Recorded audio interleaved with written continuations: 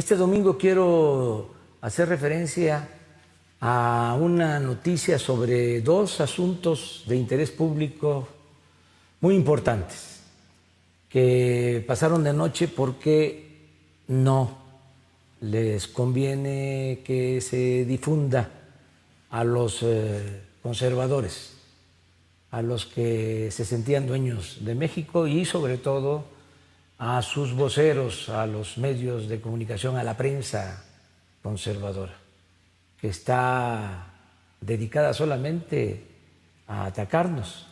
Ese es su propósito principal. Hoy el Reforma habla de que hay más muertos por COVID en México que en Francia. Esa es su nota principal. Pues sí, nada más que la población de España, de Francia, es menor a la de México. En el caso de España, ellos tienen 46 millones de habitantes. Nosotros tenemos 126 millones de habitantes. Si vemos los fallecidos por millón de habitantes, pues en España, desgraciadamente, han muerto casi 3 más que en México. Por cada uno que ha fallecido en nuestro país, casi han fallecido 3 por COVID en España.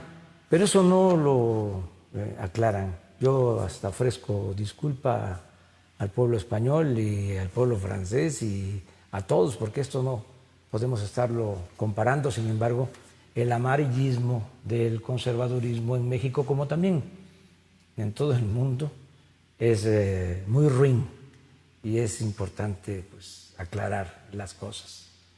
Lo mismo acerca de la recuperación económica, vamos avanzando, vamos bien, poco a poco.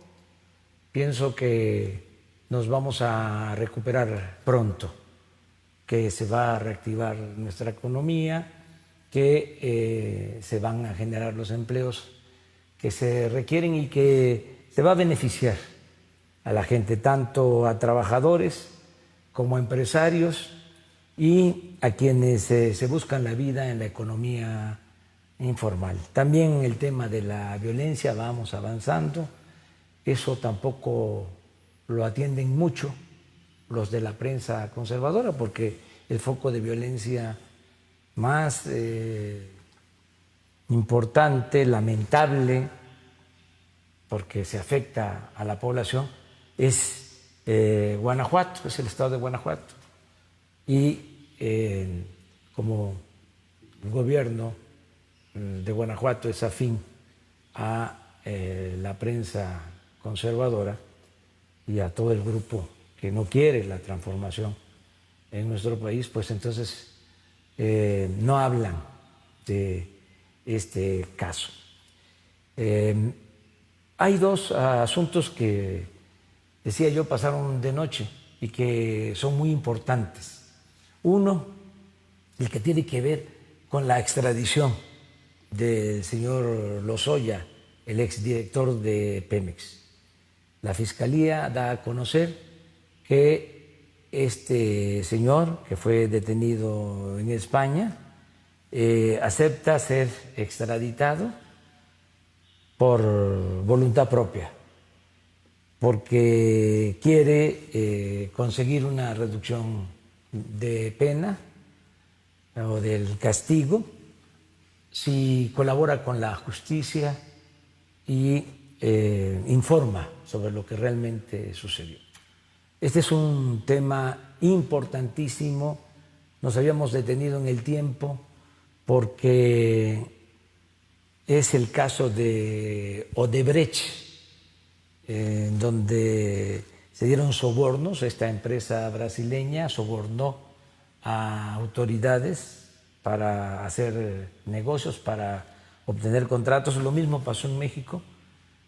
La diferencia es que en esos países donde se dieron estos sobornos hubo castigo, no hubo impunidad. Incluso están en la cárcel todavía presidentes de algunos países, funcionarios, otros andan prófugos, y aquí en México no había sucedido nada por el contubernio y por la impunidad. Al venir este señor, al regresar este señor y ofrecer que va a hablar sobre este tema, pues es algo muy importante, sobre todo para sanear, para limpiar, para purificar la vida pública, porque el principal problema de México, yo digo la peste más funesta que ha afectado a México, es la corrupción. Entonces, va a ser muy interesante el que este señor dé a conocer cuánto dinero se recibió, cómo se distribuyó el dinero. Tuvo que ver parte de ese dinero con compras que se hicieron, como la empresa de fertilizantes que se compró cuando menos a $200 millones más de su precio real. Entonces, ahí sí se termina la investigación, además de dar a conocer quiénes recibieron dinero, porque esto se da precisamente cuando se aprobaron las llamadas reformas estructurales, sobre todo la reforma energética, es cuando se dan estos sobornos. Entonces, además de que tenemos derecho los mexicanos de conocer toda la verdad para que no se repitan estos hechos de corrupción vergonzosos, también podemos recuperar algo de lo que se llevaron, porque en el caso de la planta de fertilizante se habla de $200 millones que se pagaron, repito, de más. Entonces, quien tenga esa responsabilidad, ya hay un detenido por eso, va a tener que pagar, va a tener que devolver esos $200 millones al gobierno. Y este dinero va al pueblo, va al instituto para devolverle al pueblo lo robado. Entonces es una muy buena noticia. Y la otra es la declaración que también le correspondió hacer, porque es parte de sus funciones, de sus facultades, al fiscal general Alejandro Gertz Manero, acerca de que ya se tienen indicios, ya se tienen elementos suficientes para saber sobre la desaparición de los jóvenes de Ayotzinapa. Y fíjense cómo cuesta trabajo erradicar, acabar con la corrupción, porque sí permeó.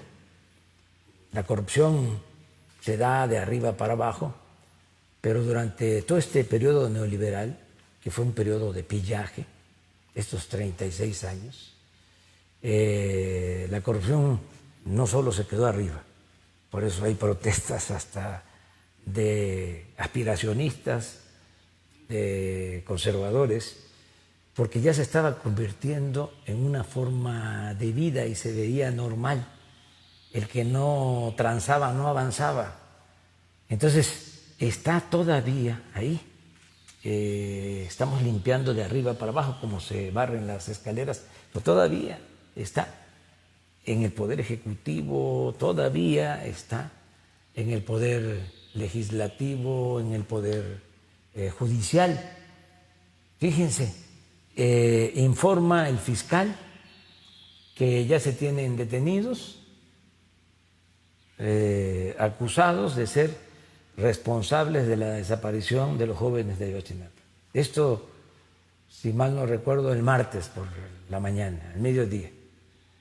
Y en la noche, uno de los acusados obtiene su libertad. El principal responsable obtiene su libertad. Un juzgado le da la libertad.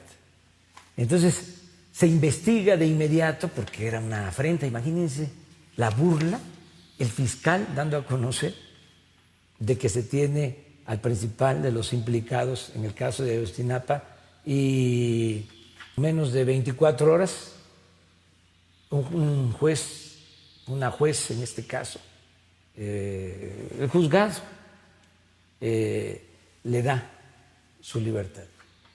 Entonces, fue algo realmente muy grave, un atrevimiento, un desafío, una afrenta al Estado mexicano. Entonces, se investiga y se descubre de que habían entregado sobornos a ese juzgado de millones de pesos para dejar en libertad a esta persona. Por esa investigación y con las pruebas suficientes, se volvió a detener al presunto responsable o a uno de los responsables de la desaparición de los jóvenes de Ayotzinapa.